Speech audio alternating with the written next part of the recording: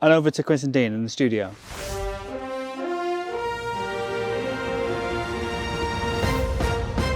Hello, today we're talking about nation-state attacks, in particular attacks by a group called Nobelium, who are part of the Russian intelligence agency, formerly known as SVR. And these attacks have been targeting Microsoft partners, big and small, over the past sort of 6 to 12 months.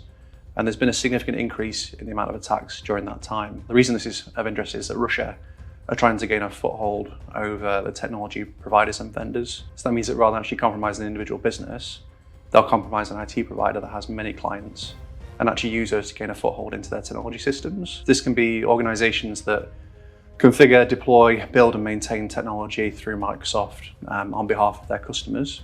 So what's more concerning now is the sheer volume of attacks. In the past 4 months, there have been more attacks by Nobelium than there have been from all nation-state threat actors in the last 3 years. That's over 20,000.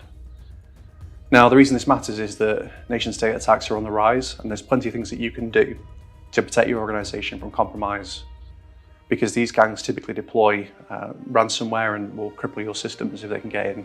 So why does this matter to customers and partners? Well, it's because anyone who buys Office 365, Azure, or the Microsoft services, their service provider could be susceptible to these types of attacks, and you need to make sure that your provider is securing their access and preventing anyone from compromising their accounts that would give a threat actor privilege over your organization and your tenancy. What top tips would you have for Microsoft partners, things they can follow to secure their environments? Yeah, so I think the starting point is conditional access pretty much everywhere, so on all your user accounts. Using the secure application framework for API calls. This is because anyone that's got the API calls that expose the partner center could be insecure. And that's another way that a threat actor could gain access to your organization. The other thing is to review your partner center activity logs for malware or activity that you don't recognize, so new user accounts or anything like that, or new role creation. All partners are now also getting the new Azure Directory Premium P2 for free for a number of years. I recommend that all partners make use of that, especially for risk-based conditional access. And then also probably review your log retention to make sure that your logs are retained for a long enough period to carry out investigation, and also know where they're actually located. Lastly, if you have leavers or you don't need delegated admin over a particular tenancy anymore for some reason, then you need to get that access actually cleaned up and removed.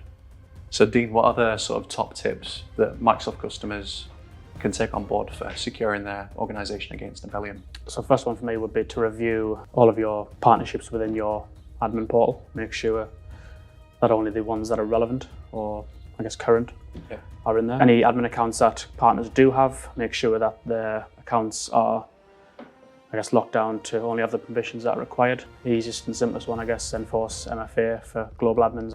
Lock your partner down to where they can connect from so their accounts can't be accessed. And review your logs as well. So your customer logs, your partner logins, your staff logins, all available within Azure AD.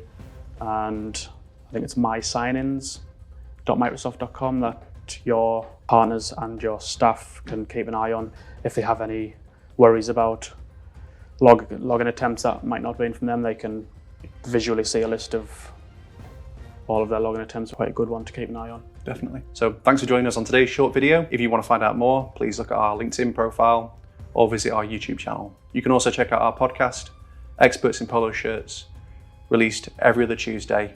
Again, you can keep track of those through our LinkedIn page.